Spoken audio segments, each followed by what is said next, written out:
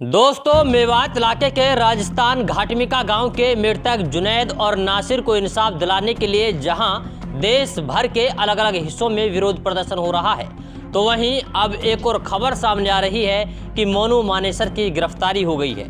खैर, मोनू मानेसर की गिरफ्तारी को लेकर के क्या कुछ अपडेट है, उसकी जानकारी हम आपके साथ साझा करना चाहते हैं। मोनू मानेसर, जो कि गोरक्षा दल और बजरंग दल का सदस्य है, उनके ऊपर आरोप लगाया मृतक के परिजनों ने कि उन्होंने बड़ी ही बेरहमी के साथ मृतक जुनैद और नासिर की पिटाई की। उसके बाद में उनका अपहरण किया गया और भिवानी के लोहारू में ले जाकर के बोलेरो गाड़ी में आग लगा दी गई और उनको जला दिया गया। खैर, इस पूरे घटनाक्रम में, इस पूरे प्रकरण में मोनू मानेसर का नाम बड़ा चर्चित रहा। इसके अलावा सभी लोग ये जानने की कोशिश कर रहे थे कि मोनू मानेसर क्या वास्तव में इस पूरे मामले में संलिप्त है या नहीं, और अगर उन्होंने इस हत्याकांड को अंजाम दिया है तो क्या वास्तव में मोनू मानेसर की गिरफ्तारी होगी या नहीं। हालांकि मोनू मानेसर के बारे में ये भी कहा जा रहा है कि वो नेपाल गए और उसके बाद में खबर ये भी आई कि मोनू मानेसर को गिरफ्तार कर लिया गया है।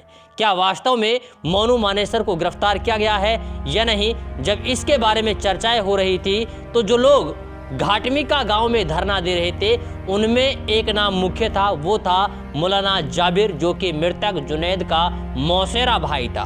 उनका एक वीडियो सामने आया है। उन्होंने कहा है कि मोनू मानेसर की जो गिरफ्तारी की खबरें हैं वो बेबुनियाद है, वो गलत खबरें हैं और ऐसी खबरें लोगों के सामने पेश नहीं होनी चाहिए। इसके अलावा विधायक मामन खान इंजीनियर ने गोरक्षा दल के नाम पर लगातार गुंडागर्दी करने वाले लोगों के ऊपर जो तंज कसा, जो बातें कही, उसके समर्थन में भी मौलाना जाबिर हुसैन उतरे हैं। उन्होंने कहा कि जिस तरीके से गोरक्षा दल के सदस्य लगातार विधायक मामन खान को धमकियां दे रहे हैं, ये अच्छी बात नहीं है और हम लोग विधायक मामन खान के साथ पूरी तरीके से खड़े हुए हैं। खैर, क्या कुछ कहते हैं मौलाना जाबिर, आइए आपको सुनवाते हैं। अस्सलामु अलैकुम वरहमतुल्लाहि वबरकातुहू। मैं मोहम्मद जाबिर घाटमिका।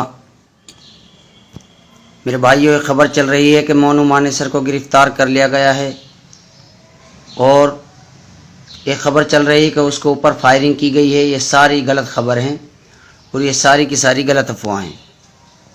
अभी आपने देखा होगा कि आगरा बॉर्डर से विधायक मामन खान का नाम ज़बरदस्ती लिवाया जा रहा है और बोला जा रहा है कि बोलो कि विधायक मामन खान के वहाँ हम गाय ले जा रहे थे। ये सारी साजिशें हैं, साजिश सारी की सारी नाकाम है। सच का सबको पता है और सबको झूठ का पता है, क्योंकि ये प्रोपेगेंडा अपना रहे हैं किसी तरीके से इस मामले को दबा दिया जाए। लेकिन इंसाफ नहीं मिलेगा तो ये मामला दबेगा नहीं किसी भी हालत में, क्योंकि संविधान ने हमें राइट दिया है अपना हक मांगने का और आर्टिकल 19 ये बताती है हमें कि आपके ऊपर अगर जुल्म ज़्यादती की जाए तो आप अपना हक मांगने के लिए एक धरना की शक्ल में हक मांग सकते हो।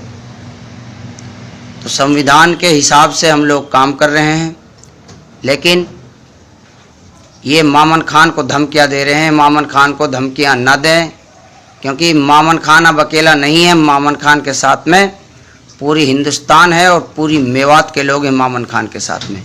मामन खान अकेला नहीं है और विधायक मामन खान को पहले भी धमकियां दी गई।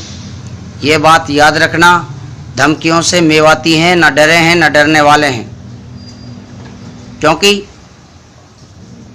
तुम तो मर्डर करते हो और कातिल हो और खुलेआम बॉडियों को जला देते हो, लाशों को जला देते हो, मेरे दोनों भाइयों की लाशों को, और फिर तुम लोग रोड पे उतर कर धरना प्रदर्शन कर रहे हो।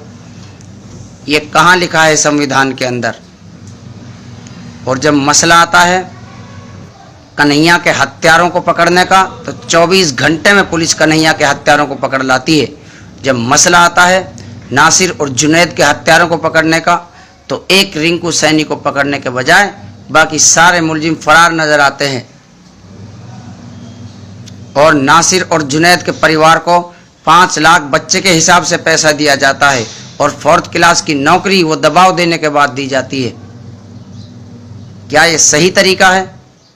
और वहाँ दोनों बेटों को नौकरी दे दी जाती है, कन्हैया के दोनों बच्चों को, और फिर 1 करोड़ रुपए का मुआवजा दे दिया जाता है। क्या नासिर और जुनैद के जान नहीं थी?